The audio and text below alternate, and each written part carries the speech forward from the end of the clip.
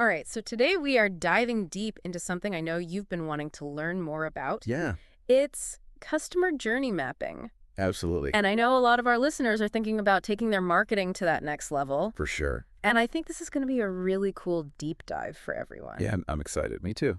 Okay, so let's Let's jump in. let's just get right into it. What is customer journey mapping? Can you just give us a little overview? Sure. So customer journey mapping is really about visualizing the customer's path as they interact with your brand. Okay. And really, it's from the very first moment they become aware of you all the way through, hopefully, to becoming a loyal customer. Uh-huh. And we really want to look at every single touch point along the way. Okay, so it's about understanding their experience at every step of the way. Yeah, exactly. And it's really about walking in their shoes, Ah, trying to see the world through their eyes. What are their pain points? What are their highlights? okay, so it's not just about what we want them to do, but it's about what their experience is actually like. Yeah, I mean, think about all the different ways customers interact with brands today. It's, they're visiting your website, they're checking out your social media, they're getting emails, maybe they're walking into your store if you have physical location. Right. So it can be a lot to keep track of. Yeah, that sounds pretty overwhelming It can be, to sort of wrap your head around. but that's kind of the beauty of a customer journey map. It helps you visualize that entire customer experience. I see. So we're taking this complex thing and trying to simplify it. Yeah, absolutely. It's like having X-ray vision into your business. You can see exactly where a customer might get frustrated, Hmm. instead of just watching them walk away. I love that analogy. It's kind of powerful, right? Yeah. And we're talking about personalization here. So how does mapping the journey help with that? All right, so let's say somebody wants to buy a new coffee machine. Okay. Everyone loves a coffee analogy. Exactly. So their journey might start with a simple Google search, Okay. best coffee machine, Hmm. or maybe they saw their friend's fancy espresso maker and thought, ooh, I need one of those. Mm-hmm. And then they start doing some research, right? Maybe looking at different websites, maybe reading reviews. They Yeah. might even watch some videos, Yeah. those unboxing videos or whatever. Totally, totally. And comparison shopping. Oh, for sure. Like, got to get the best price. Yeah. And finally, they're like, okay, I'm ready. I'm pulling the trigger. Yeah. And they make that purchase. All right. They've got their coffee. Exactly. But it doesn't end there, right? Now they got to show it off. Exactly. They might leave a review. They might share it on social media, maybe even tell their friends. Word of mouth. Yeah. So you see, there's this whole journey. It's kind of fascinating when you break it down like that. It's something we do all the time. We do. Yeah.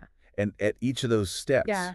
from that initial awareness Mm-hmm. to consideration, decision, Mm-hmm. and then what we call post-purchase. Mm. There are so many things that influence their experience, Okay. their emotions, the questions they have, maybe the pain points they encounter. Right. A customer journey map lets you see all of that. So we're not just guessing. We're seeing what's actually happening. Exactly. And then you can use that knowledge to your advantage. You know what? Let me give you an example. Okay. Yeah. Let's say you see a pattern where people keep adding stuff to their online shopping cart, Okay. Yeah. and then they just abandon it. They don't buy anything. Happens all the time. It does. Yeah. So your map might show you that maybe the checkout process is just way too complicated. Yeah. Or maybe there are some unexpected shipping fees popping up at the last minute, and they're like, what? No way. It's the worst. You think you're getting a deal and then... Yeah. And then you're hit with that. And you're like, I'm out of here. Exactly. So instead of just guessing, we can see exactly where they're getting frustrated. You got it. Yeah. And that's just one example. By understanding the entire customer journey, you can find those little hiccups, those friction points, and then you can make some changes to smooth things out. So we can improve their experience. And a happier customer means... A more loyal customer. A customer who's going to come back for more. I like the sound of that. But okay, hold on. How does this mapping actually help us personalize things? Okay, so let's think about our coffee machine shopper again. Okay. If we know they're just starting their research, maybe they're just browsing and reading reviews. Right. We're not going to bombard them with all those buy now emails. Yeah, that's annoying. Right. It's way too pushy. Instead, we might send them some helpful content, like an article comparing different types of coffee makers. Oh, I see. So it's about giving them the information they need at that specific moment. Exactly. Meeting them where they are. Uh-huh. And then as they get closer to making a decision, maybe we send them some customer testimonials. Right. Real people raving about their coffee machine. Social proof. I love it. It works. Or maybe we offer a special discount, just a little nudge to get them over the finish line. So it's like we're guiding them along the way instead of just shouting at them from the sidelines. Exactly. And that's the power of personalization. You're speaking directly to their needs and desires. This is really cool. But okay, let's get practical. How do we actually create one of these maps? Okay, so it might seem daunting, but I promise it's not as complicated as it sounds. Okay. Let's break it down to 5 steps. The first step, and this is really important, is to define your goals. Uh-huh. So what are you hoping to achieve with this map? Are you trying to increase sales, maybe improve customer retention, or just get a better understanding of your target audience? Okay, so start with the why. Makes sense. What's next? Next, we need to know who we're creating this map for. This is where those buyer personas come in. Oh, yeah, I've heard of those. They're basically profiles of your ideal customers. So it's not just about appealing to everyone. Right. It's about being specific. Yeah. So we include things like their demographics, their interests, what are their pain points, even their Ah. motivations for buying your product. I see. So we're getting to know them really well, almost like we're becoming best friends. Okay, what comes after that? Now, we map out the journey itself. Remember those stages we talked about? Awareness, consideration, decision, loyalty. Yeah. We need to go deeper into each stage. Think about what the customer might be feeling at each point. Okay. What actions are they taking? What questions might they have? I see. So we're getting into the nitty-gritty of what's going on in their heads. You got it. And speaking of nitty-gritty, our next step is to identify all the touch points. Okay. This is where we map out every single way a customer interacts with your brand. So we're talking online, offline, everything. Exactly. Website visits, social media scrolling, emails, phone calls, maybe even in-person interactions if you have a store. Wow. It's a comprehensive view. It is. It's their whole experience. I like it. Okay, so what's the final step? The final step is where we analyze everything Okay. and optimize. We're using the insights from our map Uh-huh. to find any of those friction points, any areas where we can make the experience even better. Right. So we ask ourselves, is the website easy to use? Are the emails engaging? Are we giving people the right information at the right time? Okay, so we're taking action based on what we learn. Exactly. We're constantly refining and improving the journey. This is great. But before we move on, I want to know, what are some tools that can actually help us with this mapping process? Oh, there are some fantastic tools out there. For the visual mapping, Lucidchart and Miro are both popular. Okay. They're like digital whiteboards where you can make these beautiful, easy to understand maps. Oh, cool. What about understanding how people are actually interacting with our brand? Like, what data should we be looking at? Well, Google Analytics is your best friend for that. Uh-huh. It can tell you so much about how people are using your website, like how many people are visiting each page, where they're clicking, even where they're leaving your site. So we can see where those friction points are actually happening. Absolutely. But remember, data is only part of the story. Okay. We also need to talk to real people. Right. Tools can show you what people are doing, Uh-huh. but only your customers can tell you why they're doing it. That makes sense. So don't be afraid to send out surveys, have conversations, really get into their heads. Okay, so it's about blending that data-driven approach with that human connection. Exactly. And when you get that mix right, you can create a truly impactful customer journey map. I love that. But before we jump into how to actually use this map to improve our business, I think it's important to talk about some common mistakes people make, just so we can avoid them. That's a great idea. What are some of those pitfalls? Well, one of the biggest mistakes is making assumptions. It's easy to think we know our customers really well, Right. but the truth is they can surprise you. So always base your map on data and real feedback. Okay, so no matter how well we think we know our audience, always double check. Exactly. And another common mistake is overcomplicating things. The goal here is to create something clear, concise, actionable.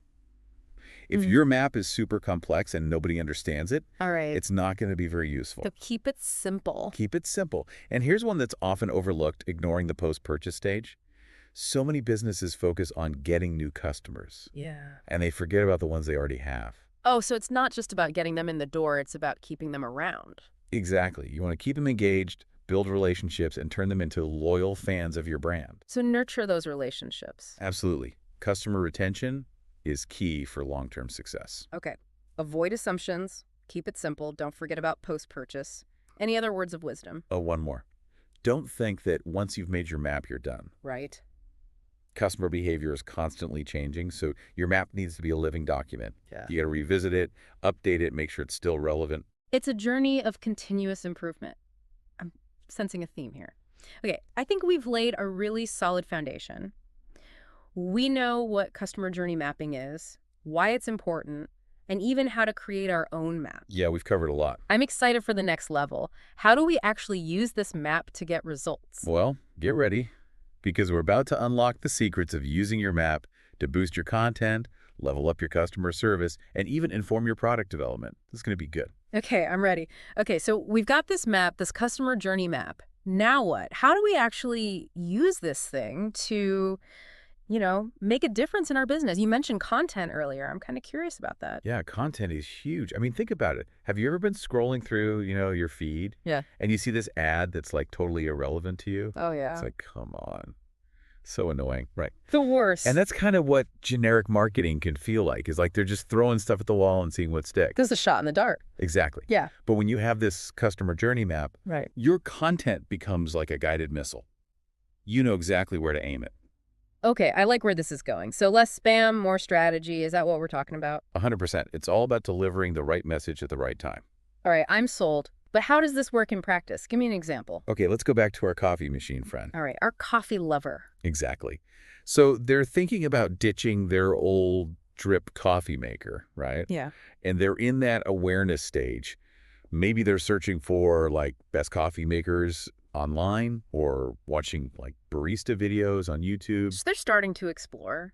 Yeah, but they're probably feeling overwhelmed. There's so many choices. Oh, yeah, for sure. Right. So instead of hitting them with a hard sell right away, we offer them something helpful, like a blog post that compares different types of coffee makers. Oh, I see. I see. So we're giving them information, not a sales pitch. Exactly. Or maybe a video showing them how to make like basic espresso drinks at home. Uh-huh. So we're not just trying to sell them something. We're becoming a resource for them. Okay, I like that. So we're like their coffee mentor. Yeah, exactly. We're helping them navigate this world of coffee. That's a good way to put it. Okay, so what happens as they move into that consideration stage?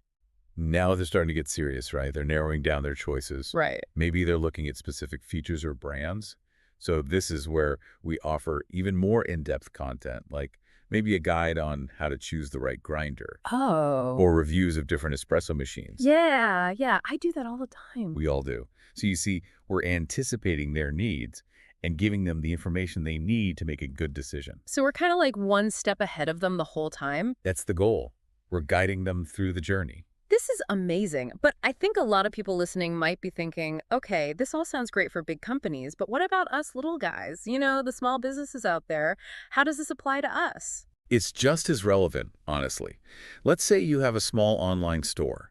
You look at your customer journey map and you see that people are adding stuff to their cart, but then they're not checking out.